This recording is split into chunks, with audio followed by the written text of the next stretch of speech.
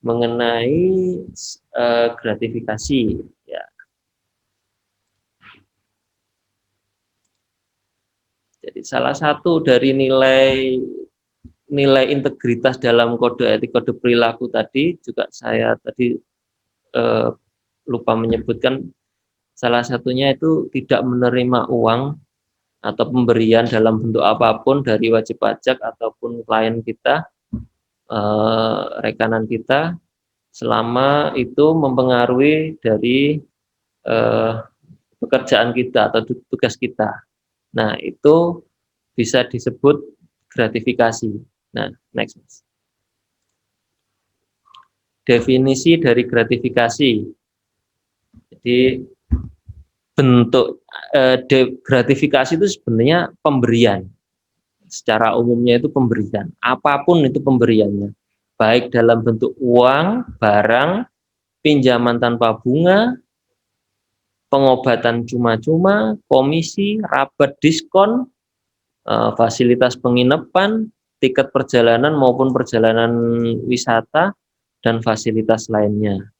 Nah, ini kalau kita menerima seperti ini, itu intinya kita menerima namanya gratifikasi. Next. Gratifikasi dalam pemberian dalam arti yang luas adalah pemberian yang tadi saya sebutkan, kemudian yang diterima di dalam negeri maupun di luar negeri, yang dilakukan dengan menggunakan sarana elektronika maupun tanpa sarana elektronik. Nah, kalau berdasarkan Kamus Besar Bahasa Indonesia, gratifikasi adalah uang hadiah kepada pegawai di luar gaji yang telah ditentukan. Next. Nah, gratifikasi itu kadang dia dianggap pemberian karena terkait dengan jabatan atau posisinya, kadang juga karena kita itu tidak memintanya, kemudian tidak berpaku pada nilai atau besaran dan makna tertentu ya. Tidak berpaku pada nilainya yang baik kecil maupun besar, tapi sebenarnya dia itu bermakna. Jadi tidak dilihat dari nilainya, tapi karena dia itu diberikan oleh seseorang yang mungkin bisa mempengaruhi keputusan kita selaku pejabat negara atau pegawai negeri, maka itu juga bisa dianggap sebagai gratifikasi. Dan kadang teman-teman atau kita yang menerima itu dianggap sebagai rezeki. Nah, kadang juga karena dia sudah kebiasaan menjadi budaya, maka dia itu dianggap biasa. Kadang kita nggak merasa bahwa itu adalah gratifikasi. But next. Nah, kalau kita menemukan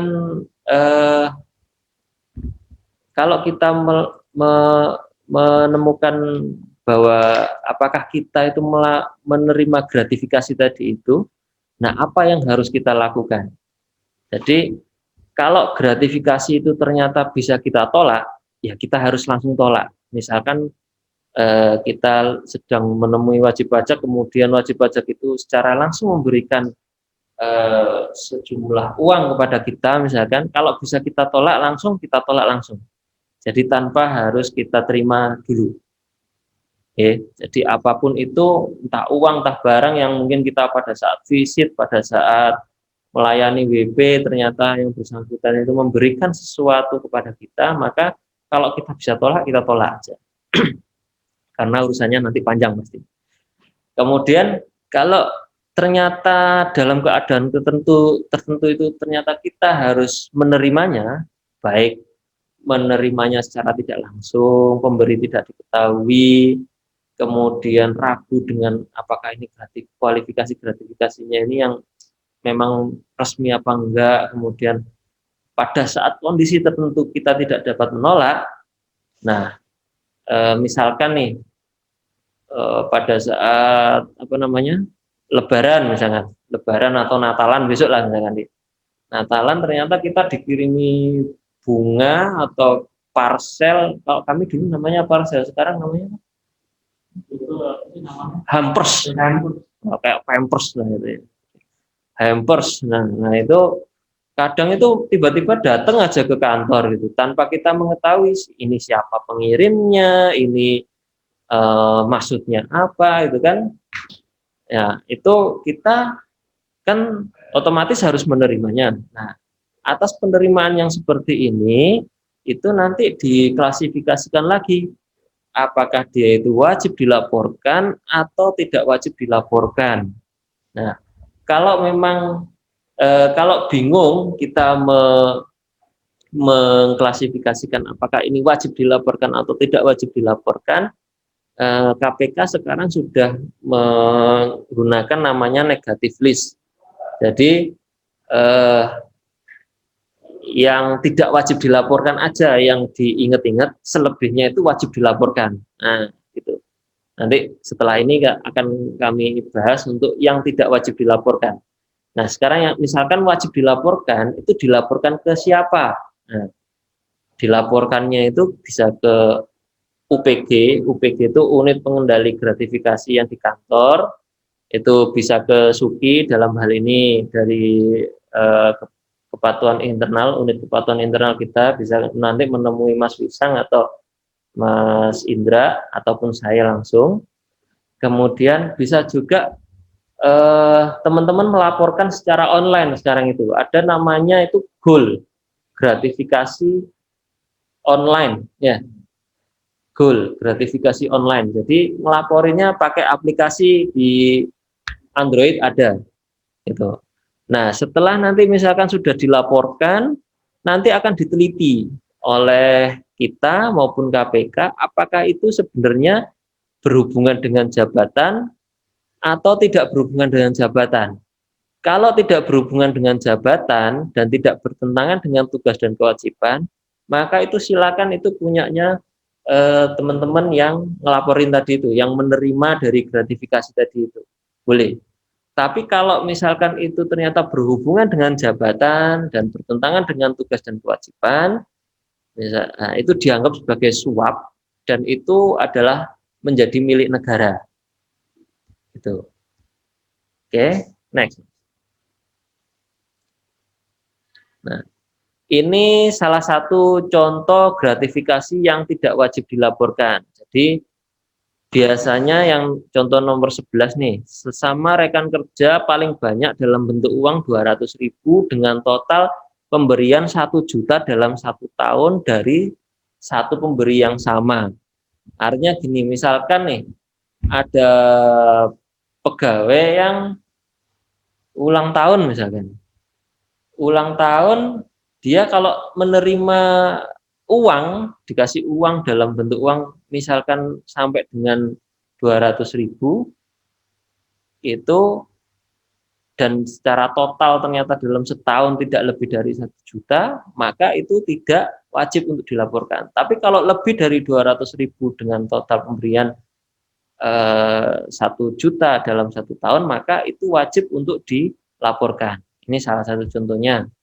Kemudian pada saat pisah sambut misalkan kayak kemarin itu ada yang pensiun, promosi, ulang tahun, paling banyak itu 300.000 dengan total pembelian 1 juta dalam 1 tahun dari pemberi yang sama. Jadi kalau kalau nanti ada yang ulang tahun, ada yang promosi, ada yang mutasi, mungkin kalau bisa ngasihnya jangan lebih dari 300.000 karena kalau lebih dari 300.000 maka itu wajib untuk dilaporkan menjadi gratifikasi di aplikasi GOL itu tadi atau ke UPG. Di exit dulu Mas. Ada contoh-contoh yang lain juga sebenarnya. Ada 10 sebelumnya itu. Nah, yang IHT Mas. Yang ya, yang di bawah slide aja ke bawah. Terus nah, hop. Nah, nomor 1. Nah, hop. Nah, ini contoh dari gratifikasi yang tidak wajib dilaporkan. Karena hubungan keluarga sepanjang tidak memiliki kepentingan. Misalkan nih, kita punya saudara, dia ngasih kita sepeda misalkan. Nah, ya namanya orang dikasih ya kita menerima toh anunya, karena itu saudara kita. Sepanjang itu tidak ada konflik kepentingan, misalkan kamu tak kasih nanti minta tolong ya WP-ku yang ada di KPP-mu ini nanti minta tolong dianu, nah itu beda lagi. Kalau kalau misalnya tak kasih buat kamu olahraga, udah wes diem selesai di situ, ya itu tidak wajib dilaporkan. Kemudian yang kedua, penyelenggaraan pernikahan, kelahiran, akikah, baptis, khitanan, dan potong gigi atau upacara adat agama yang lain paling banyak dengan batasan nilai per pemberian 1 juta rupiah. Nah, 1 juta rupiah. Jadi kalau misalkan ada yang lahiran, ada yang nikah, nah kita memberikan dia itu maksimal batasannya kalau bisa kurang dari 1 juta rupiah. Karena kalau lebih dari 1 juta rupiah, maka si penerima tadi itu wajib untuk melaporkan ke UPG maupun ke KPK. Ya, next. Yang ketiga, penerimaan terkait dengan musibah atau bencana maksimal 1 juta per pemberi. Misalkan ada bencana banjir dan sebagainya, kita itu menerima uang dari seseorang. Nah, itu kalau lebih dari 1 juta, itu kita harus wajib untuk melaporkan ke KPK maupun ke UPG. Kemudian yang ini tadi bisa sambut 300.000 ya maksimal. Next Mas. Ini yang pemberian rekan kerja 200.000. Kemudian yang keenam adalah hidangan atau sajian yang berlaku umum. Misalkan kita makan di mana dikasih ditraktir sama temen gitu kan. Nah, itu biasa tidak perlu dilaporkan. Next. Prestasi baik akademis maupun non akademis yang diikuti dengan biaya sendiri. Misalkan kejuaraan, perlombaan, kompetisi yang tidak terkait kedinasan. Contohnya kemarin kami di DJP Runner itu ada namanya Pak Muhammad Soleh itu. Beliau sekeluarga itu hampir setiap minggu itu ikut lomba lari waktu itu sebelum Covid. Nah, itu dan setiap lomba lari itu pasti mereka itu naik podium, dapat hadiah. Nah, itu kan dia ikut biaya sendiri, dapat hadiahnya itu juga sendiri. Maka yang seperti ini tidak wajib untuk dilaporkan di KPK maupun di UPG. Yang kedelapan, keuntungan atau bunga dari penempatan dana, investasi atau kepemilikan saham pribadi yang berlaku umum. Nah, ini misalkan nih teman-teman yang main saham punya capital gain ataupun dari margin dari situ, misalkan kayak Pak Hengki, ya kan? Ya Pak Hengki ya. Kemudian siapa tuh? Mas Indra itu ya, atau saya juga. Nah, itu keuntungannya itu tadi juga tidak perlu dilaporkan sebagai gratifikasi. Next. Kemudian manfaat yang kesembilan, manfaat bagi seluruh peserta koperasi atau organisasi pegawai yang berdasarkan keanggotaan yang berlaku umum. Artinya kayak kita dapat SHU. Nah, seperti itu tidak perlu dilaporkan menjadi gratifikasi. Selanjutnya adalah seminar kit yang berbentuk perangkat modul alat tulis serta sertifikat yang diperoleh dari kegiatan resmi kedinasan seperti rapat, seminar, workshop, konferensi, pelatihan, dan atau kegiatan lain yang sejenis yang berlaku umum. Seminar kit itu juga nggak usah dilaporkan sebagai gratifikasi. Next. Penerimaan hadiah, beasiswa, atau tunjangan, baik berupa uang, barang yang ada kaitannya dengan peningkatan prestasi kerja yang diberikan oleh pemerintah atau pihak lain sesuai peraturan yang berlaku. Misalkan dapat beasiswa LDP, atau kemarin misalkan kayak Mbak Mira atau Mas Wanda ikut tes beasiswa di BKN, S1 BKN, nah itu kalau dapat uang, dapat beasiswa dari situ, itu tidak perlu dilaporkan sebagai gratifikasi.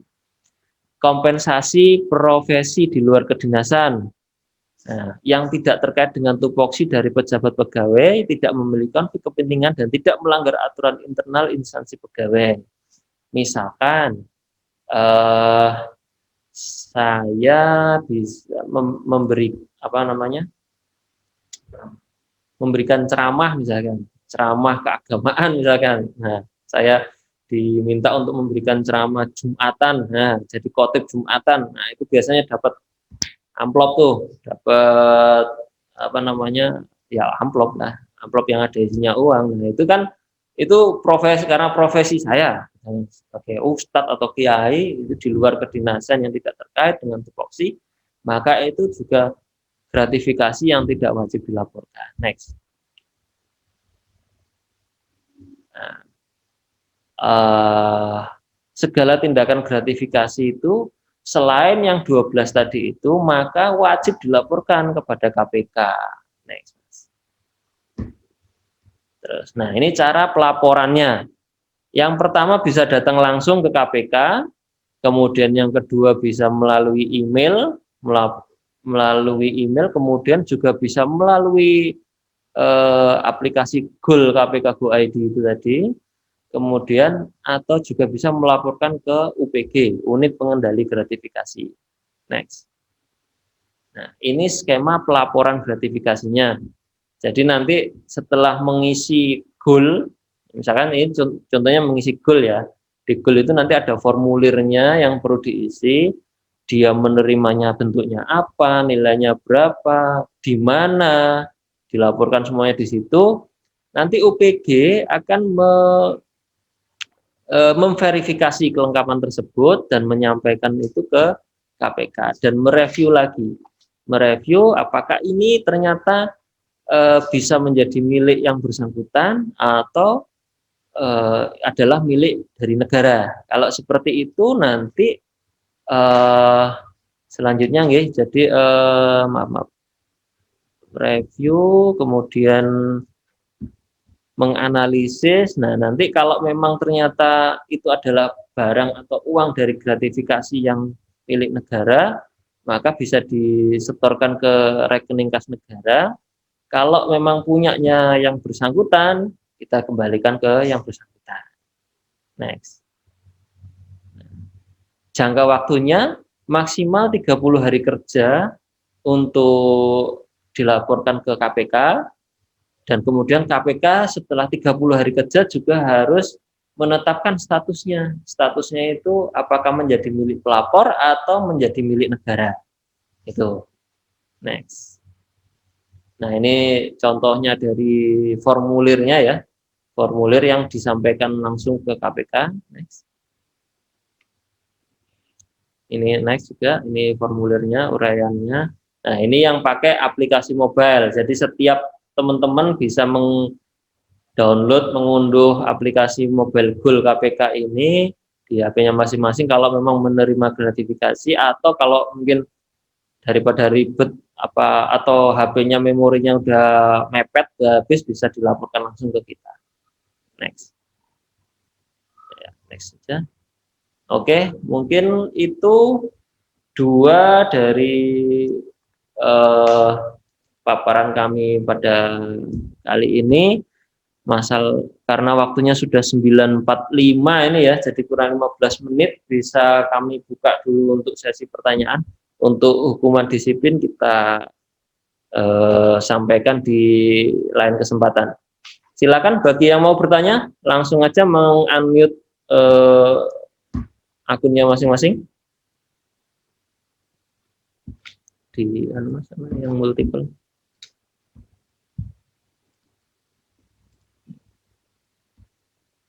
Ya, ada yang mau ditanyakan, silakan. Pak Nuryadi. Siap, Pak Nuryadi. Saya tak putar saya. Malah miring ini Pak, sampean. Oh. Oke, wes. Makasih Pak Arif. Gini Pak Arif, di anggaran itu kan ada namanya honor narasumber ya. Nah, termasuk di seksi ekstern ini kadang kan kalau ada penyuluhan, ada sosialisasi, ada permintaan narasumber, kadang ada pemberian honor narasumber. Ini saya pernah nanya ke beberapa pihak, termasuk Kasuki, beberapa kantor, dan Kanwil juga, ini beda pendapat. Ada yang dianggap itu gratifikasi, ada yang dianggap enggak. Nah, menurut mungkin untuk internal kita aja, KP Tanjung ini persepsinya seperti apa, agar tidak ada terjadi perbedaan pendapat. Karena kalau memang itu memang harus sesuatu yang dilaporkan. Kalau menurut data tadi, menurut tabel daftar tadi kan sebenarnya nggak masuk ya, nggak masuk negatif list, itu kan harus dilaporkan. Nah mungkin minta penegasan aja Pak Arief terkait honor narasumber ini, karena secara satu sisi kadang kita ketika kita menolak dari misalnya ya ada permintaan dari Pemda atau apa, kadang membuat hubungan ini menjadi nggak baik, apalagi mereka sudah dianggarkan ya, sudah ada motongannya. Dan ketika ditolak membuat masalah bagi mereka, karena mereka ada pertanggungjawabannya dan ada tanda tangan, ada bukti potongnya, ini yang kadang agak susah. Nah, kalau kita terima, nah ini apakah memang harus kita laporkan apa tidak, itu mungkin minta penegasan aja. Baik, terima kasih Pak Arief. Baik, terima kasih pertanyaannya Pak Nur. Jadi gini, tadi kan sudah kami sebutkan negatif listnya ya. Jadi kalau untuk pemberian tadi, jadi gini, semua penerimaan kita baik barang maupun uang itu sebenarnya semuanya gratifikasi. Permasalahannya itu apakah itu dilaporkan atau tidak wajib dilaporkan, itu aja. Nah, karena tadi itu masuk, menurut saya sih masuk ke dalam yang tidak wajib dilaporkan. Jadi itu karena memang honor kita. Coba bisa diulang lagi Mas tadi. Yang PowerPoint. Bukan sorry, yang bukan yang PowerPoint, yang PDF. Nah, ya itu. Yang atas Mas.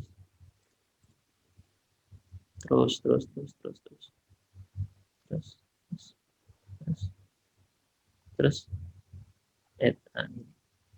Bawahnya lagi. Nah, ini misalkan gratifikasi dalam rangka pelaksanaan tugas. Nah, yang kita baca bareng-bareng ya. Tadi saya belum menyampaikan. Tadi kan saya sampaikan yang gratifikasi yang tidak wajib dilaporkan. Nah, ini ada beberapa contoh dari gratifikasi yang wajib dilaporkan. Yang pertama terkait dengan pemberian layanan kepada masyarakat, terkait dengan tugas dalam proses penyusunan anggaran, terkait dengan tugas dalam proses pemeriksaan, audit, monitoring, dan evaluasi, terkait dengan pelaksanaan perjalanan dinas, dalam proses penerimaan promosi mutasi pegawai, dalam proses komunikasi negosiasi, pelaksanaan kegiatan dengan pihak lain terkait dengan pelaksanaan tugas dan kewenangannya, sebagai akibat dari perjanjian kontrak, kesepakatan dengan pihak lain yang bertentangan dengan undang-undang, sebagai ungkapan terima kasih sebelum, selama, atau setelah proses pengadaan barang dan jasa, dalam pelaksanaan pekerjaan yang terkait dengan jabatan dan bertentangan dengan kewajiban tugasnya, dari pejabat atau pegawai atau pihak ketiga pada hari raya keagamaan. Nah, ini semuanya adalah contoh gratifikasi yang wajib dilaporkan. Nah, kira-kira kalau menurut Pak Nur, ini ada yang masuk di sini nggak Pak Nur? Kalau menurut saya ada Pak. Jadi di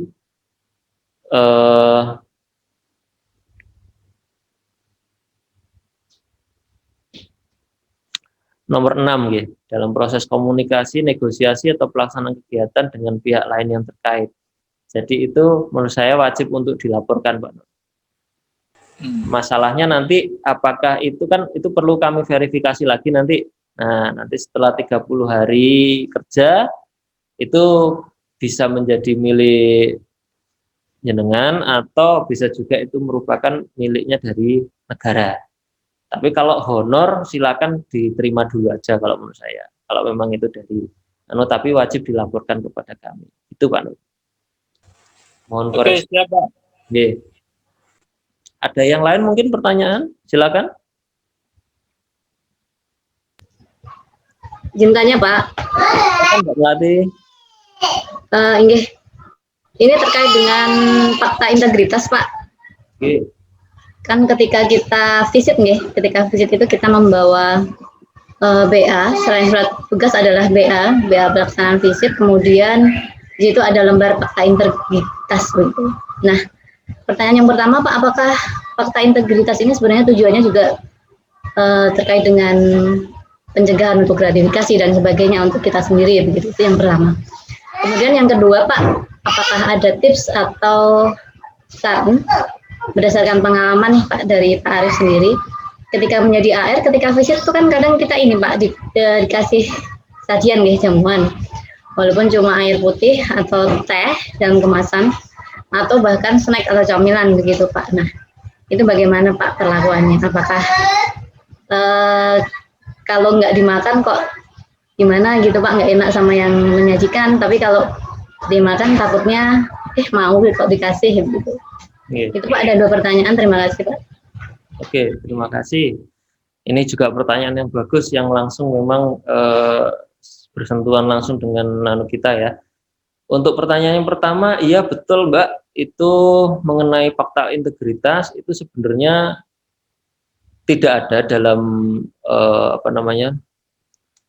aturan maupun kita di DJP, tapi itu adalah merupakan salah satu pengalaman kami dulu waktu di KPP Madya Sidoarjo, untuk mencegah adanya gratifikasi itu memang kita mulai awal pada saat visit harus menyerahkan itu kepada yang bersangkutan, wajib pajak, artinya sudah ada kayak gini, jadi yang bersangkutan akan mau ngasih atau enggak, kalau mau ngasih itu dia mau pikir-pikir karena atau sungkan, karena dia sudah menandatangani itu tadi.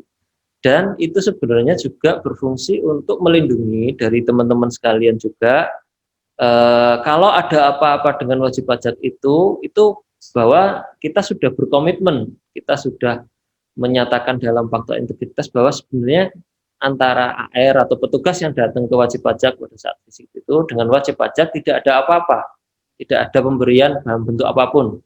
Nah, kalau nanti ada, ya mudah-mudahan nggak ada ya, kasus misalkan nanti ternyata ada temuan ini dan sini, ternyata WP bilang kalau memberikan dan sebagainya, itu sudah pernah kita berikan ke WP bahwa kita tidak pernah menerima itu dituangkan dengan adanya berita acara maupun fakta integritas itu. Demikian untuk yang fakta integritas. Jadi minta tolong kepada teman-teman itu sebenarnya untuk melindungi dari teman-teman juga sebenarnya. Selain dari wajib pajak juga dari teman-teman juga. Untuk yang pertanyaan yang kedua, berdasarkan pengalaman saya kalau seperti itu tergantung Mbak. Ada yang bisa saya tolak, ada yang saya terima. Kalau saya ya, dulu pada saat jadi AR. Saya tolak karena waktu itu saya puasa memang, jadi saya tolak. Kemudian kalau saya terima, ya pada saat itu memang mungkin saya lupa membawa minum sendiri, jadi ya otomatis kita dehidrasi, daripada tambah dehidrasi, ya kalau dikasih minum ya kita minum lah, tidak ada masalah. Tapi yang mungkin sering saya tolak biasanya masalah makan di restoran, atau mungkin ya makan di restoran sih biasanya. Itu saya tolak beneran kalau seperti itu. Tapi kalau misalkan cuman kue atau buah yang disajikan, ya itu kan wajar karena kita tamu ya. Jadi menurut saya tetap dimakan saja untuk menghormati yang bersangkutan juga, wajib pajak juga, jadi supaya beliau juga tidak tersinggung. Tapi kalau untuk makan besar yang di resto atau di mana itu diajak kemana makan itu kadang saya tolak. Itu pengalaman saya pribadi, atau mungkin dari Pak Doni atau Pak Nur mungkin ada pengalaman sendiri, monggo di share Pak Doni, Pak Nur. Sama lah Pak Arif, seperti itu. Kalau secara aturan kan memang yang dalam bentuk makanan yang siap saji itu kalau memungkinkan ditolak, kalau tidak memungkinkan ditolak dalam rangka menjaga hubungan baik ya kita terima. Tapi kalau sudah dalam bentuk barang, nah itu yang wajib harus kita tolak. Terus kalau untuk yang ajakan makan ya sebisa mungkin kita tolak lah itu. Ya termasuk salah satunya alasan puasa itu buat alasan. Meskipun nggak puasa kadang. Ya seperti itulah Mbak, dicoba penolakan halus saja kalau ada pengajakan untuk makan. Kecuali kalau yang ngajak Mas Edwin ya nggak apa-apa lah. Iya. Terima kasih Pak Arif. Yes, siap. Terima kasih. Pak Doni mungkin, Pak Doni silakan.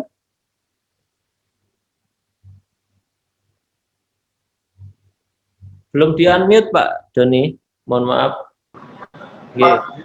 Oke. Sama Pak Arif.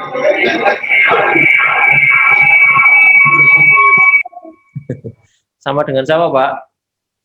Sama dengan Pak Arif tadi. Maksudnya kalau bisa ditolak kan kita tolak. Tapi kalau nggak salah tadi masuk yang dikecualikan ya Pak Arif tadi itu, yang dikecualikan untuk dilaporkan Ya, tadi jamuan tadi itu kan. ya, jadi itu termasuk gratifikasi yang tidak wajib dilaporkan. Ya. Nah, iya. Sama Oke. Pak Arif ya, kalau misalnya yang sebaiknya kita tolak yang tadi yang memang kalau ajakan makan di luar bukan di lokasinya wajib pajak gitu loh. Kalau jamuan untuk tamu yang sebenarnya itu juga diperlakukan kepada tamu-tamu lain ya menurut saya sih nggak apa-apa Pak Arif. Oke, sepakat ya. Oke, mungkin seperti itu Mbak Melati. Oke, siap Pak. Terima kasih Pak Arif, Pak Nur dan Pak Doni untuk ininya sarannya. Terima kasih. Oke. Ada lagi mungkin teman-teman yang lain? Ini masih ada 5 menit lagi.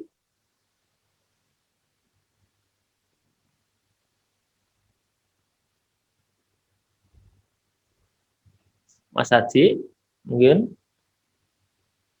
Mas Edwin. Mas Edwin nggak nampak gambarnya. Oh, tampak jempolnya, tok. Kuning Mas Edwin, jempolnya. Oke, mungkin itu ya dari kami. Sebagai penutup dari pertemuan ini, intinya kami harapkan teman-teman bisa menjaga integritas dan nilai-nilai Kementerian Keuangan, kode etik, kode perilaku, serta tidak berbuat hal-hal yang mungkin bisa mencederai dari kode etik dan kode perilaku, atau bahkan sampai terkena dari hukuman disiplin. Karena kalau hukuman disiplin, oh ya, sedikit aja untuk hukuman disiplin, Mas, maaf. Sedikit aja untuk hukuman disiplin. Yang di file dibuka dulu, Mas. Yang ada ya? Yang overview resiko ya, yang resiko aja, Mas. Ya. Ini nampakkah teman-teman di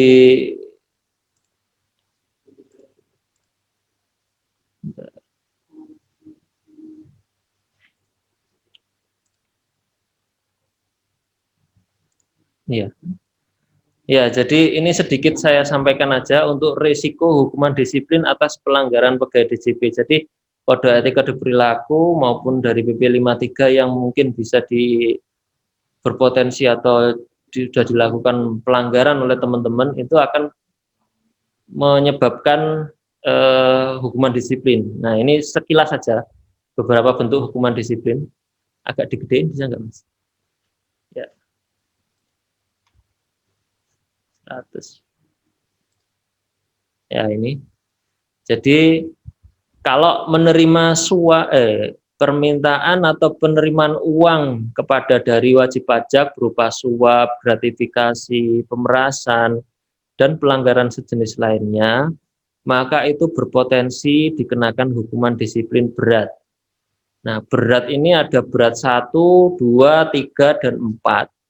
Berat 1 itu konsekuensinya adalah penurunan pangkat pada pangkat setingkat lebih rendah selama 3 tahun, ditambah juga pemotongan tukinnya 85% selama 12 bulan. Jadi dia hanya menerima 15% selama 12 bulan. Kemudian berat 2, pemindahan dalam rangka penurunan jabatan setingkat lebih rendah. Itu berat 2, plus pemotongan tukin 90% selama 12 bulan. Jadi dia hanya menerima 10%. Berat 3, dibebaskan dari jabatannya, plus dipotong tukin 95% selama 12 bulan, hanya menerima 5% selama setahun. Kemudian berat 4 adalah pemberhentian dengan hormat tidak atas permintaan sendiri sebagai PNS, maka dia itu dipotong tukinnya 100%. Dan apabila mengajukan dia dipotong tukin 100% apabila mengajukan banding administratif ke BAPEK, Badan Masalah yang kepegawaian itulah pokoknya, badan itu. Kemudian ini yang berat. Next, Mas.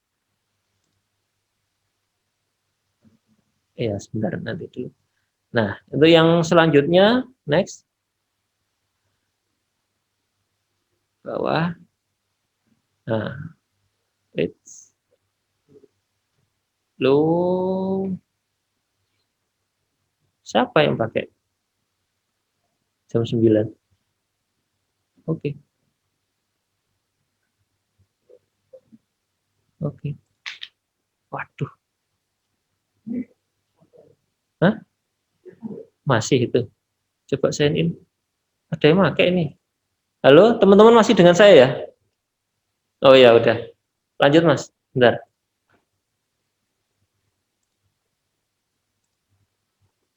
Berat. Nah, yang bawahnya lagi, Mas. Halaman 2. Nah, untuk penyalahgunaan surat tugas, anggaran, pengadaan, manipulasi presensi, dan pelanggaran sejenis lainnya, itu juga berpotensi dikenakan hukuman disiplin sedang sampai dengan berat. Kalau berat seperti yang sebelumnya, kalau yang sedang, ada sedang 1 sampai sedang 3. Kalau berat tadi kan berat 1 sampai berat 4.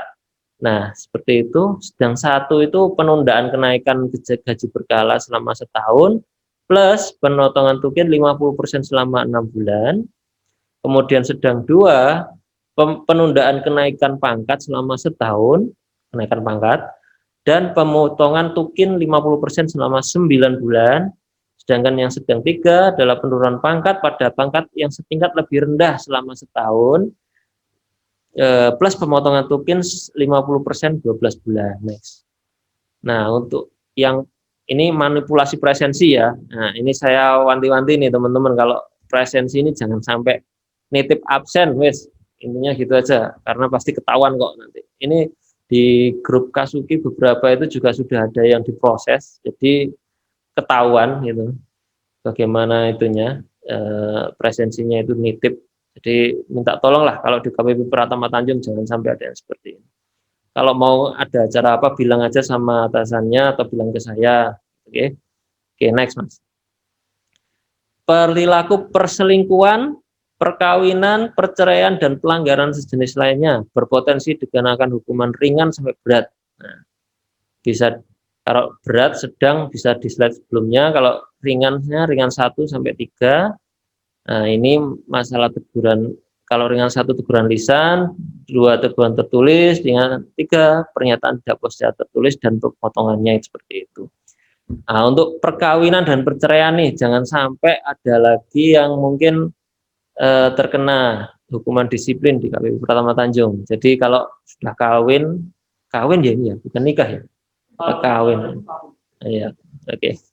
Kawin, silakan segera melaporkan pernikahannya atau perkawinannya.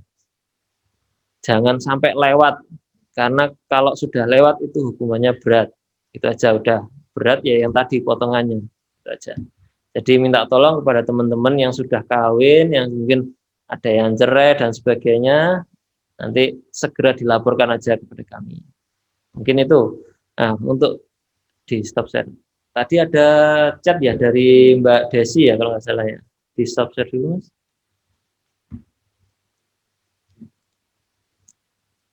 Izin bertanya Pak, perihal berita acara visit ketika visit tujuannya untuk menindaklanjuti SP2DK dan sesuai S39 SE39 ya ini Mbak. Perihal SP2DK tersebut sudah ada format berita acara sendiri, maka ketika visit akan menindaklanjuti SP2DK, apakah kita tetap membuat 2 berita acara atau berita acara SP2DK dan berita acara visit, atau cukup 1 berita acara saja ya Pak?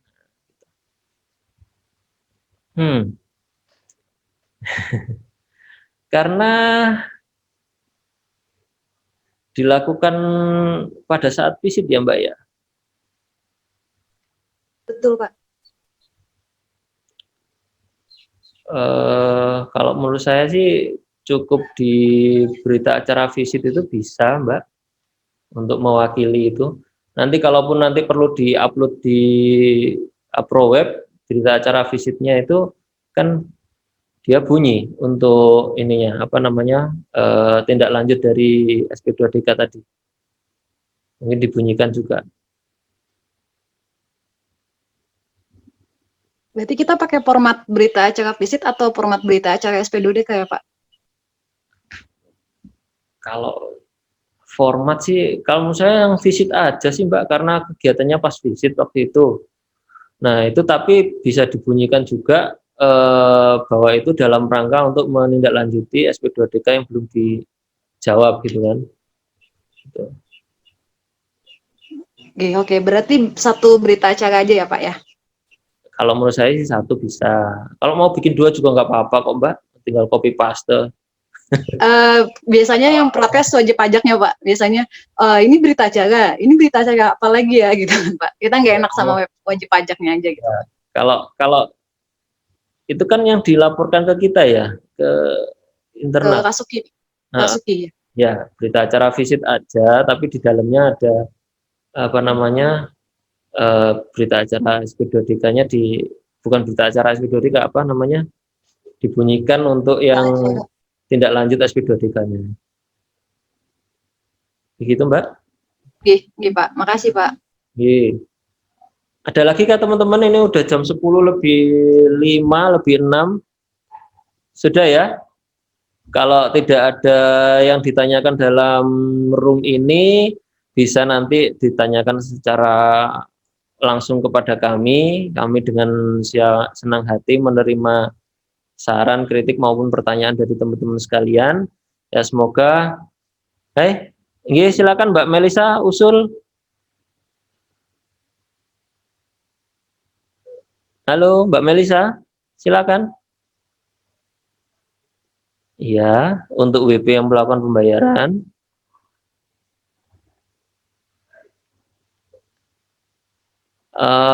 Mic-nya nggak bisa kan Mbak Melisa? Nominal besar dikasih tumbler. Oh, kita yang ngasih tumbler. Berapa Mbak nominalnya Mbak?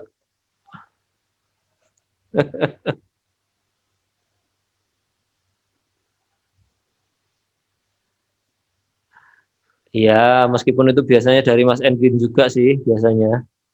Silakan. Kalau usulnya Mbak Melisa tadi, kalau ada WP yang melakukan pembayaran dengan nominal besar, dikasih reward lah. Rewardnya bisa tumbler atau sertifikat, gitu kan Mbak ya. Cuman kadang nominal besar ini tergantung, bisa saja besar menurut dia, tapi kadang kecil menurut kita, gitu kan. Nah, nominalnya berapa kira-kira? Ya, kalau dari pribadi ngasih tumbler, nanti salah ya Pak. Soalnya terkait gratifikasi nanti nominal pembayaran 200 juta ke atas. Yang ngasih kan Mbak Melisanya ke WP-nya, iya. Yang ngasih ke Mbak Melisa ngasih ke WP-nya toh.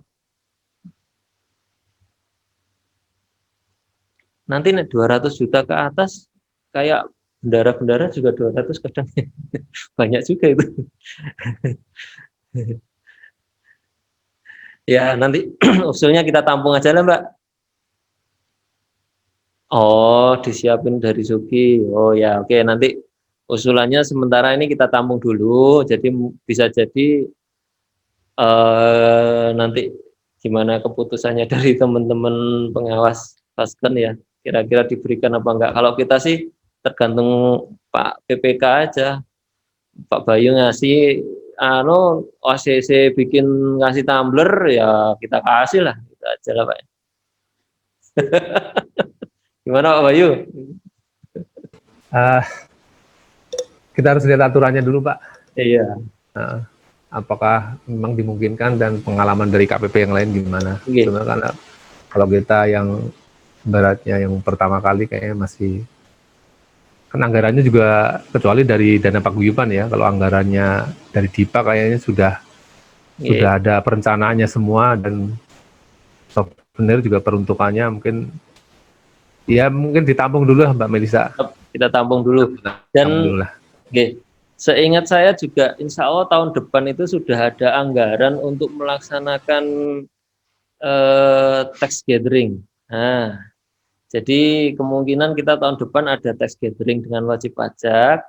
Mungkin dari acara tax gathering itu ada beberapa penghargaan untuk beberapa wajib pajak kita yang memang kooperatif ataupun bisa membayar dengan nominal tertentu, gitu ya. Mungkin dianukan dari sana. Terima kasih Mbak Melisa atas usulannya. Mas Edwin ini dari tadi nitip pertanyaan aja tapi nggak nulis pertanyaan atau nggak ngomong, ini gimana Mas Edwin ini? Mas Edwin?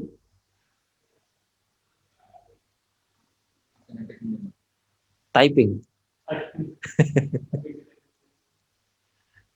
Ya udah kah? Ya, sudah ya. Terima kasih atas kehadiran dari teman-teman. Nanti kalau ada pertanyaan lagi silakan disampaikan aja ke saya atau ke teman-teman KI, silakan. Kita siap menampung. Kurang lebihnya kami mohon maaf yang sebesar-besarnya. Waktu dan tempat kami persilakan lagi ke moderator atau MC, silakan. Assalamualaikum warahmatullahi wabarakatuh. Terima kasih kepada Pak Arif yang sudah memberikan materi kepada kita semua dalam IHT pada pagi hari ini. Mungkin cukup sekian IHT pada pagi hari ini. Apabila ada salah dan kurangnya kami mohon maaf. Wassalamualaikum warahmatullahi wabarakatuh.